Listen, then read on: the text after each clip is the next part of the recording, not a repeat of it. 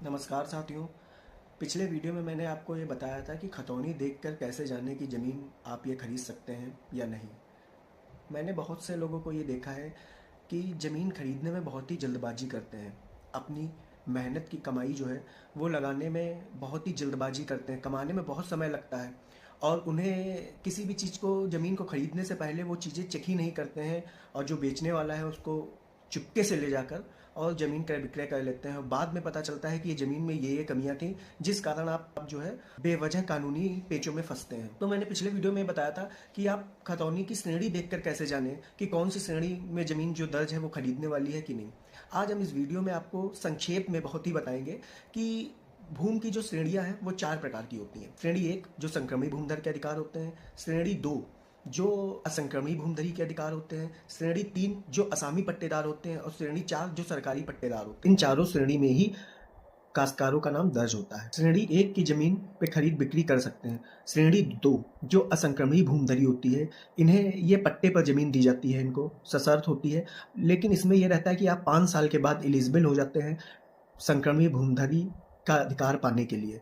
तो इसका आवेदन जो है जब ये 5 साल नियम व शर्तों के अनुसार पूर्ण कर लेते हैं संक्रमी भूमिधर, तो फिर इनको एक आवेदन उप जिलाधिकारी महोदय के यहाँ देना पड़ता है। तो उसकी वो जांच प्रक्रिया होती है सारी, उस जांच प्रक्रिया में वो लीगल पाए जाते हैं तो उनको संक्रमी से संक्रमी अधिकार दे दिए जाते हैं।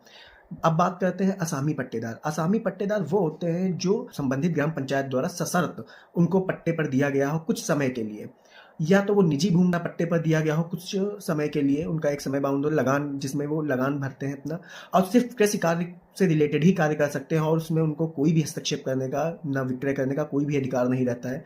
वो एक समय के बाद जो है वो वापस उसी श्रेणी में चली जाती है जमीन जिस श्रेणी में वो पट्टा पाए हुए होते हैं।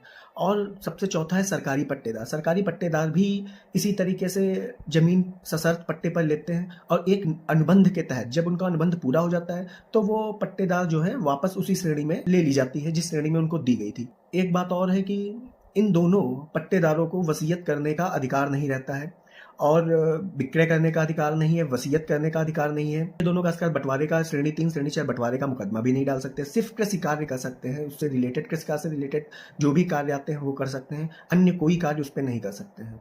धन्यवाद। जानकारी अच्छी लगी हो तो शेयर जरूर करिएगा।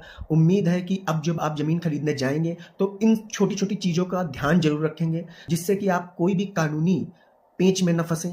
अपना जब पैसा आदमी लगाता है तो वो हर चीज़ देख के खरीदता है, तो क्यों ना हम जमीन जब खरीदने जाएं तो कुछ टाइम निकाल के प्रपत्रों को खोज करें, ध्यान दें कि वो जमीन लेने वाली है कि नहीं लेने वाली है। यदि लेने वाली हो तभी आप उसको क्रय विक्रय करें जिससे समय न खराब हो, न्यायालय के पेच में न फंसे। धन्यवाद।